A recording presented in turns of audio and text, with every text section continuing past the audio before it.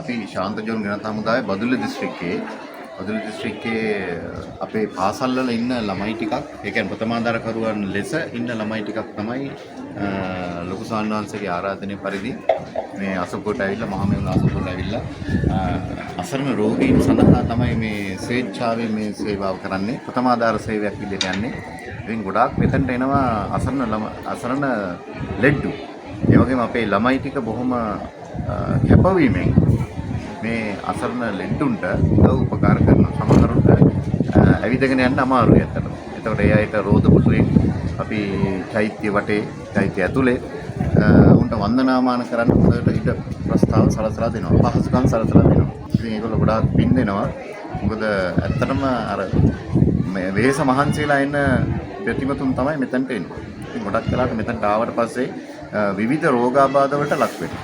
සමහර විට හෘදයාබාධ පවා එන ලෙඩ්ඩු අපිට අහු වෙලා තියෙනවා. ඉතින් අපි ගොඩක් වෙලාවට ඒ අය රෝහල්ගත කරනවා වහාම ඊළඟට ගොඩක් වෙලාවට ඇඟේ අමාරු විශේෂයෙන්ම ශරීරයේ තියෙන ආබාධ වලට ප්‍රථමාධාර ලබා ගැනීම සඳහා අපෙන් සේවය ලබා ගන්නවා. ඉතින් සමහරලාට තුවාල කරගෙන අය අපි ළඟට එනවා. ඊළඟට කලන්ත හැදිච්ච අය අපි ළඟට එනවා. ඉතින් ගොඩක් වෙලාවට අපේ ප්‍රථමාධාරකරු මේ ළමයි ටික දාලා අපි මේ වැඩ ටික කරනවා. අපේ ළමයි එක තැනක නෙමෙයි ඉන්නේ. මේ පුණ්‍ය භූමියේ සෑම තැනකම අපේ ළමයි ඉන්නවා. ඉතින් ගොඩක් වෙලාවට අර බැතිමතුන් හැමතැනම ඉන්න නිසා අපිට ටක් ගාලා පණිවිඩයේ තොරතුරු එනවා. ඒ තොරතුරු ආපු ගමන් අපි එතනට ගිහිල්ලා සමහර අවස්ථාවලදී එතනදීම ප්‍රතිකාර කරනවා. සමහර අවස්ථාවලදී අපේ මේ මධ්‍යස්ථානට ගෙනල්ලා ඒ ප්‍රථමාධාර ලබා දෙන අවස්ථා තියෙනවා. මේ විදිහට පාසල් යන වයසේ ළමයි කොච්චර වගේ බදුල්ල දිස්ත්‍රික්කයේ එහෙම නැත්නම් බදුල්ල දිස්ත්‍රික්කයේ දැනට අපිත් එක්ක ඉන්නවා 6000ක විතර කණ්ඩායමක්. ඒතර පාසල් වයසේ ළමයි ඉන්නවා සෑහෙන ප්‍රමාණයක්. ඒතර පාසල් කාලෙන් පස්සේ අපිත් එක්ක සම්බන්ධ වෙන අයත් ඉන්නවා. ඒතර ඒ අයත් එක්ක ඒකාබද්ධව තමයි අපි මේ වැඩේ කරගෙන යන්නේ. ඉතින් මේකේ ගොඩක් වෙලාවට අර ස්වේච්ඡාවෙන් කරන සේවාව පොදු සේවාවක් විදිහට තමයි කියන්නේ. රටේ අනාගතයේ සෞඛ්‍ය ශාස්ත්‍රයේට මේ ළමයි කියොත් මොකද්ද තියෙන වටිනාකම? ඔව් ඇත්තටම සෞඛ්‍ය ශාස්ත්‍රයට යන හොඳටම ඉඩ ප්‍රස්තාව තියෙනවා අපේ දරුවන්ට. මොකද විශේෂයෙන්ම සාත්තු සේවය පිළිබඳව උන්ට හොඳ දැනුමක් අපි ලබා දෙනවා. හැබැයි මේ සියලුම දේවල් කරන්නේ හොඳ විනයකින් හොඳ ශික්ෂණයකින් තමයි අපි දරුවව පෙළගස්සලා ඉස්සරහට යවන්නේ.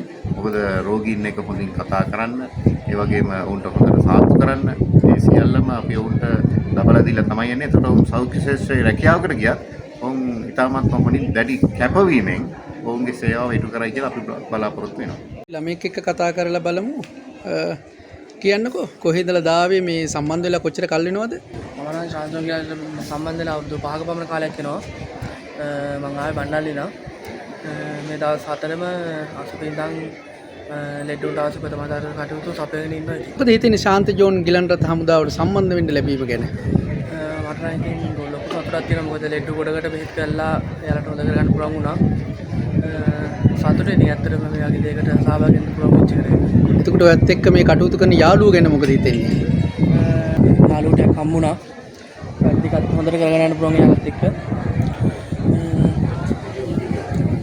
මේ වාගේ කොච්චර ප්‍රමාණයකට වගේ ගිහිල්ලාද විවිධ පුණ්‍ය භූමි වලට විවිධ තැනක එකතු වෙන තැන් වලට?